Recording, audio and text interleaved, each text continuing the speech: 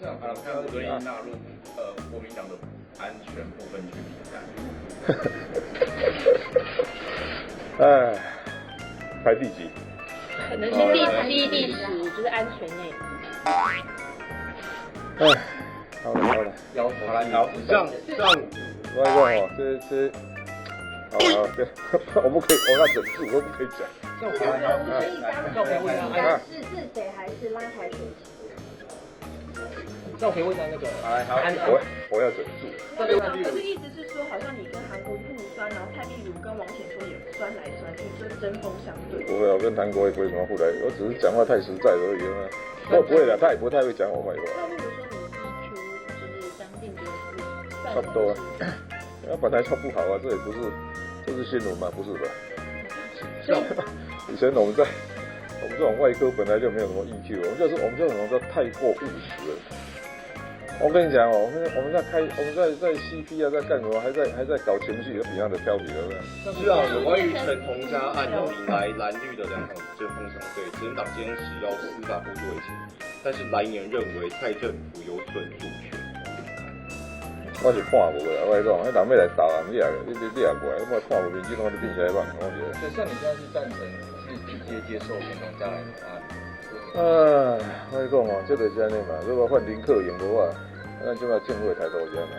所以有时候是这样的，我感觉就是平常心就好了，该怎么办就怎么办了，那避规避拐，那跟我看无。因为现在国民党就是批民进党不想要接受他，就是想进去操作反送中的话题。他不操作很可惜啊，这个。但昨天陆委会出来讲，在地讨论。但昨天陆委会出来讲说，就是如果说接受了陈同佳，就变成是陷入一种的框架。是啊，那你怎么看？对啊，无啦，我跟你讲，我就是还是那个人要来投案，你怎么投啊？你讲我是看无这比赛嘛，这有时候常常是这选举搞哦，大家搞眼光讥笑，你知道吗？那这样你怎么看说？那是不是陈同佳案让韩国瑜捡到了这把球？唉，还是一样的。有时候我在想说，这选举也在较早结束的，我想对国家乱七八糟的比赛办。是有议员质疑说，为什么北市不要3位副发言人要这么？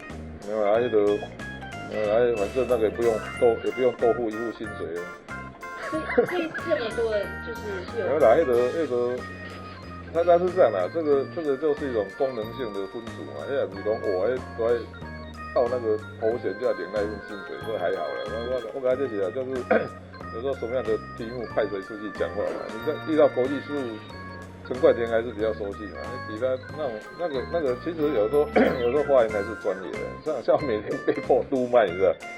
有不见得，你要是讲ECMO就专家，你叫讲那个什么建筑啦，什么容积力，我听我不是很懂啊。议员之一说是公司部分这样子，这跟公司部分有关系。因为他们说有些副发言人，或是就是在工作的时候发一些就是党部的言。